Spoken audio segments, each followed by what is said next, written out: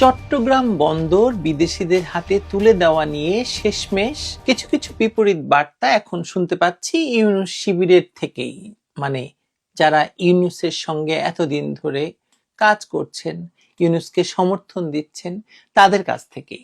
মজার ব্যাপার হলো, আনু মোহাম্মদ সহ যারা এই বন্দর বিষয়ে কথা বলছেন তাদেরকে বহুদিন ধরেই খোঁজা হচ্ছিল এ বিষয়ে তাদের বক্তব্য শোনার জন্য। আসলে তারা কি ভাবছে, কি বলতে চান, কিন্তু তারা কোথায় যেন লুকিয়েছিলেন, তাদের কোনোখানি খোঁজ পাওয়া যাচ্ছিল না। এখন যখন বন্দর দেওয়া শেষ, করিডোর দেওয়া শেষ, তখন তারা জেগে উঠেছেন, মিনমিন করে বলছেন বন্দর দেয়ার, করিডোর দেওয়ার এখতিয়ার নাকি ডক্টর ইউনূস সরকারের নেই। তাদের কাছে একটি প্রশ্ন রাখবো আমি। তার আগে আসুন দেখি বন্দর দেয়া নিয়ে মহাজন সাহেবের যুক্তিটা কি। মহাজন বলছেন তিনি কোনো কথা শুনতে চান না, দুনিয়ার সেরা ব্যবস্থাপক যারা আছে তাদের হাতে চট্টগ্রাম বন্দর ছেড়ে দিতে হবে, কেউ রাজি না থাকলে রাজি করাতে হবে। ভাবুন একবার। আর মহাজনের প্রোপাগান্ডা সচিব কি বলেছেন জানেন? বামদের দ্বারা ইনফ্লুয়েন্সড হলে বাংলাদেশে নাকি জব হবে না।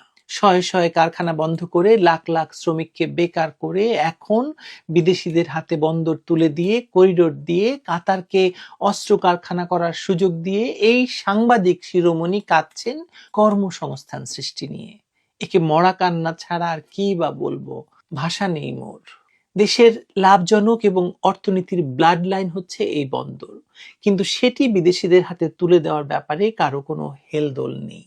সেটা বিস্ময়কর।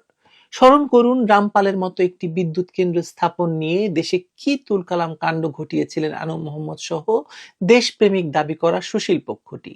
রাতারাতি তেল, গ্যাস, খনিজ সম্পদ ও বিদ্যুৎ বন্দর রক্ষা কমিটি গঠিত হয়েছিল এবং বিরাট বিরাট আয়োজন হয়েছিল রামপাল অভিমুখে পদযাত্রার।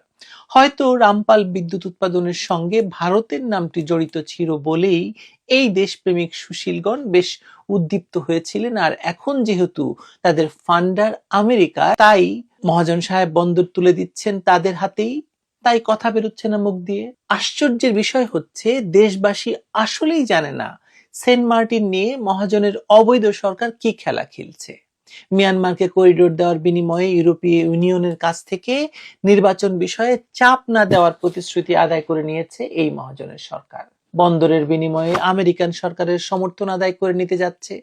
এবং এসব বিষয়ে যখন আওয়ামী লীগ এবং সাধারণ মানুষের ভেতর প্রশ্ন জাগতে শুরু করেছে, তখনই ঢাকা বিশ্ববিদ্যালয়ে ছাত্র দলের নেতার লাশ ফেলে দেওয়া হয়েছে। চলছে জগন্নাথ বিশ্ববিদ্যালয়ের আন্দোলনও। মাস্টার মাইন্ড মাহফুজকে প্রগতিশীল হওয়ার জন্য লেলিয়ে দেওয়া হয়েছে, তার মাথায় বোতল নিক্ষেপের ঘটনা ঘটানো হয়েছে এবং এসবের জন্য দায় দেওয়া হচ্ছে সেই আওয়ামী লীগের কাঁধে। দেশের মাথা ভেঙে খাচ্ছে যারা, তাদের মাথায় সামান্য বোতল মারা নিয়ে কি পরিমাণ আলোড়ন উঠেছে ভাবা যায় না। কেউ কেউ কানতে কানতে সাগর বানিয়ে ফেলেছেন এই ফেসবুককে। অথচ এই কিছুদিন আগেই এরাই দেশের পুলিশ সদস্যদের হত্যা করে ঝুলিয়ে রেখেছে, আগুনে পুড়িয়ে দিয়েছে লাশ, মেট্রো রেল সহ জাতীয় স্থাপনা পুড়িয়ে দিয়েছে, আরো কত কিছু করেছে। তখন সবই হালাল ছিল, আর এখন সামান্য পানির বোতলের আঘাতও নাকি গণতন্ত্রের উপর আঘাত। কি নিদারুণ আর কোমল গণতন্ত্র আপনারা পেয়েছেন বলুন। যে প্রশ্নটি শুরুতে করব বলে বলেছিলাম সেটা এই ফাঁকে করি। আনু মোহাম্মদ সহ যারাই মহাজনের হাতে চট্টগ্রাম বন্দরকে বিদেশিদের হাতে তুলে দেওয়ার প্রতিবাদ করছেন, তারা একই সুরে বলছেন যে বন্দর কিংবা করিডোর দেওয়ার এখতিয়ার ডক্টর ইউনূসের অনির্বাচিত সরকারের নেই। আহা, কি সুন্দর কথা, খুব যৌক্তিক, তাই না ভাইরা আমার? আপনারা তাহলে মনে করছেন যে বন্দর কিংবা করিডোরের চেয়ে সংবিধানের গুরুত্ব কম? কারণ আপনারা ডক্টর ইউনূসের সরকারকে সংবিধান বাতিল করে নতুন সংবিধান লেখার দায়িত্ব দিতে পারছেন, আর বন্দর দিয়ে দিলে নাচন কুর্দন শুরু করেছেন। এরকম হাস্যকর রাজনীতি দেশের বামেরাই করতে পারে বলে আবারও প্রমাণ হলো। বোঝা যাচ্ছে না? খুব বোঝা যাচ্ছে।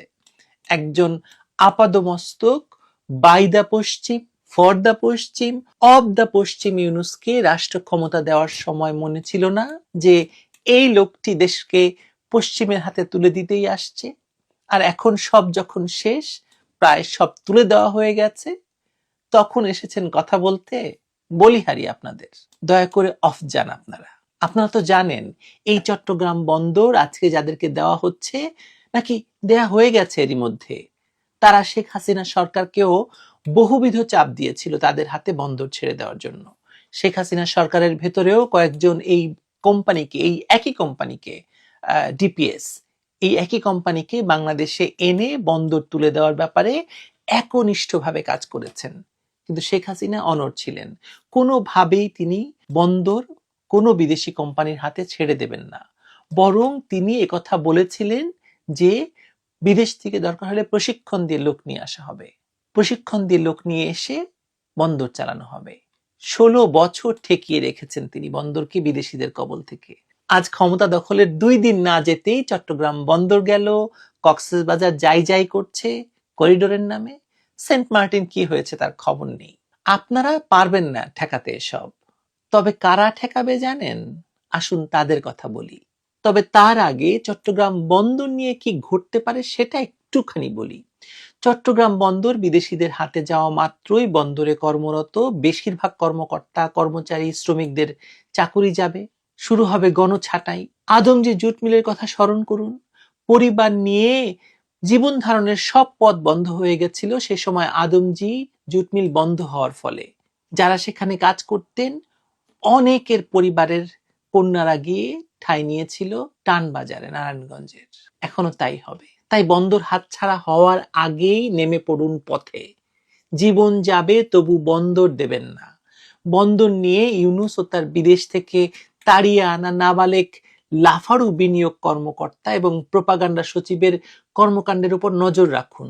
যে কোনো পদক্ষেপ পাবলিক করে দিন, দেখবেন ওরা পারবে না। আপনারা ঘুরে দাঁড়ালে ভয়ে ওরা লেজ গুটিয়ে পালাবে। আর আওয়ামী লীগ সহ দেশের সাধারণ সচেতন নাগরিকদের উচিত হবে চোখ কান খোলা রাখা। করিডোরের নামে কি হচ্ছে সেটা নিয়ে ক্রমাগত প্রশ্ন তোলা, খোঁজ রাখা, খোঁজ নেওয়া। দেশের সার্বভৌমত্ব নিয়ে ওদেরকে খেলতে দেবেন না। দেশ থাকলে সব পাবেন, কিন্তু দেশটাই যদি খণ্ড বিখণ্ড হয়ে যায় তাহলে তো কিছুই থাকলো না আমাদের, তাই না? বঙ্গবন্ধু সহ মুক্তিযোদ্ধারা তো দেশটাকে আপনাদের জন্যই স্বাধীন করেছেন, আমাদের জন্যই স্বাধীন করেছেন। আমরা যদি তাকে রক্ষা না করতে পারি, এক ইউনূসকে, এক ক্যানভাসারকে আপনারা ছেড়ে দেবেন এই বাংলাদেশের দখল, যিনি বাংলাদেশকে বিক্রি করতে মুহূর্ত মাত্র দ্বিধা করছে না? আপনি দেখতে পাচ্ছেন না বাংলাদেশ বিক্রি হয়ে যাচ্ছে? আমি দেখতে পাচ্ছি। ভালো থাকবেন।